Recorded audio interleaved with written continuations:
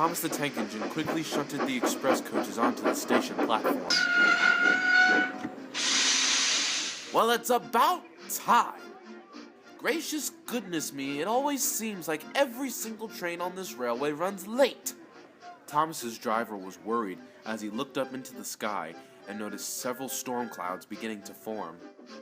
I don't like it, said Thomas's driver. A heavy storm's coming. I think it's best that we proceed with caution. However, Thomas was much too excited to listen. Finally, I'm going to pull the express. Don't be impatient, said Thomas's driver. If I can shunt the coaches, then I can pull the coaches, said Thomas confidently. The passengers didn't waste any time. They quickly boarded the coaches, and the guards stood by making sure that everything was ready to go. What happened next? No one knows. Perhaps they forgot to couple Thomas to the train. Perhaps the driver let the regulator open too soon.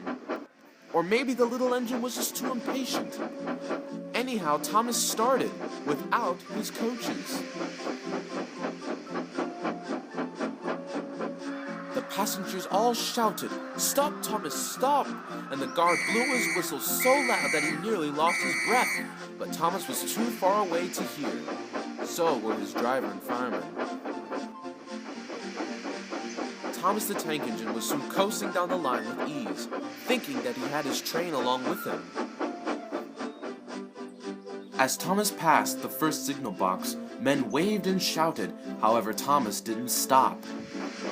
"They're waving because I'm such a splendid engine," he said to himself.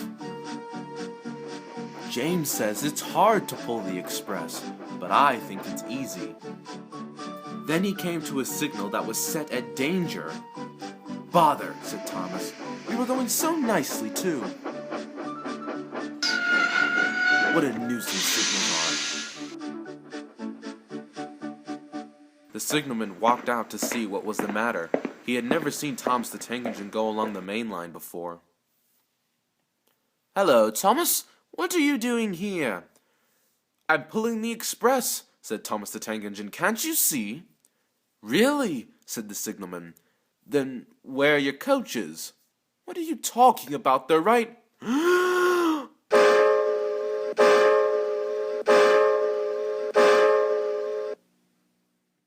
"Oh my goodness! I've left my train behind!" shouted Thomas. Oh no.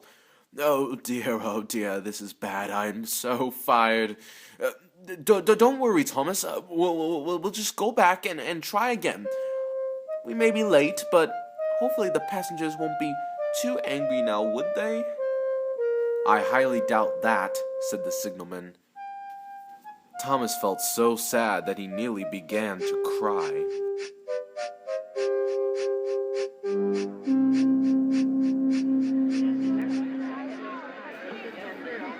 Back at the station, all of the passengers were talking at once, saying what a bad railway it was. "Oh, that big blue imbecile! Will we ever get to our destination? Why don't these trains ever run on time? This is a terrible railway. I paid for a train ticket, not an hour-long wait at a station." At last, Thomas arrived.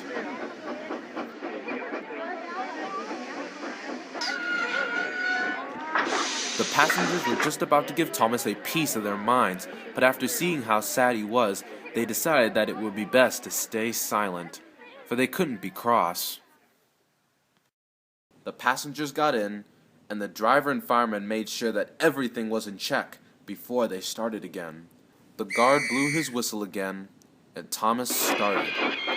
However, the train was much heavier than Thomas had anticipated. Come on, let's go. We're late." Whew, these coaches are heavy.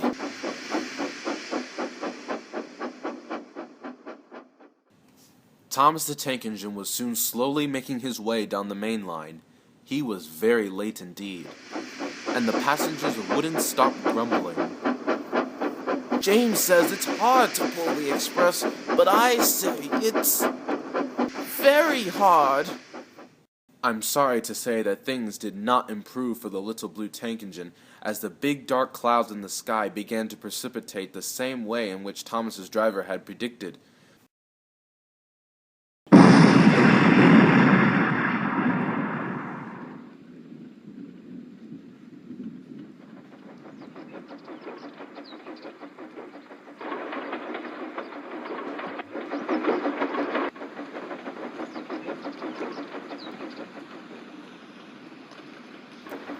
I suppose this means that we will not be arriving to the station on time after all. Honestly, said the fireman, I think if we arrive at the station, period, it would be a great thing. Thomas, however, was too puffed out and weary to comment.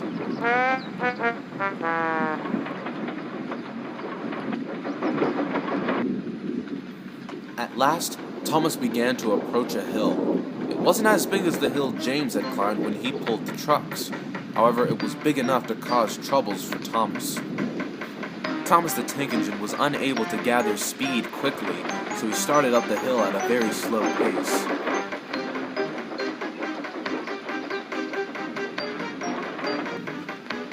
Thomas tried his hardest, however his wheels only slipped on the slippery rails.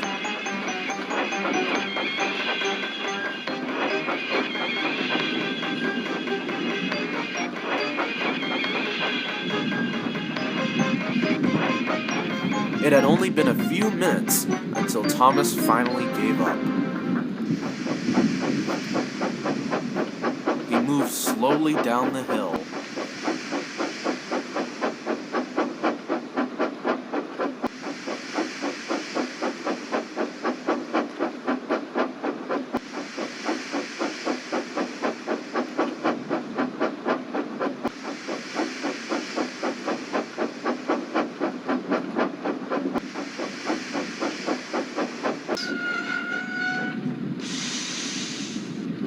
Thomas felt depressed.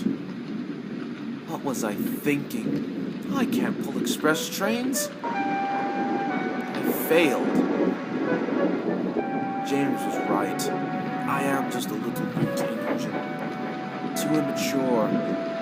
Too irresponsible. Too inexperienced.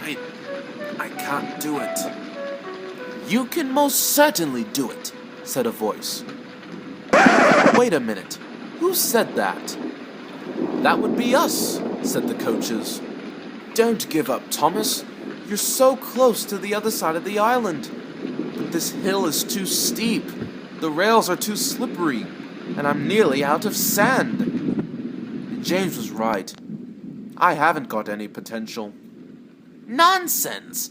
James is an arrogant fool. He always bumps us around, like we're just objects to be won. You treat us with respect. You're always gentle with us.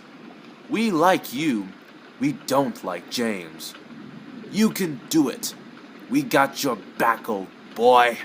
You didn't think this would just be some leisurely puff down the line. You've come a long way, number one, not just with this train, but also in life in general. You can't just give up.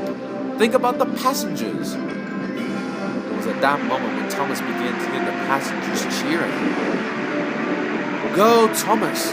We're sorry we were so rude. But now, let's get to the station. You now have our full support. I mustn't give up. I mustn't give up. Finish what you start. Finish what you start. The driver pulled the lever, and Thomas started again. This time using his sandboxes to pour sand onto the tracks, giving him a much better grip. The passengers all waved and cheered as Thomas began to pull the train.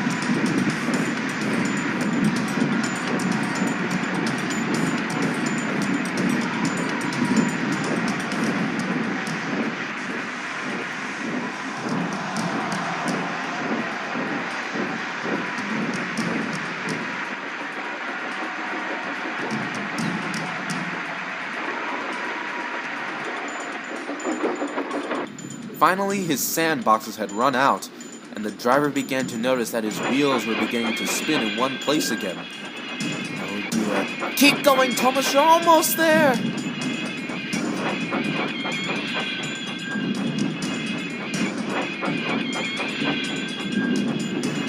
Thomas huffed and puffed and pulled and heaved and hauled as hard as ever he could. And at last, he made it to the top of the hill.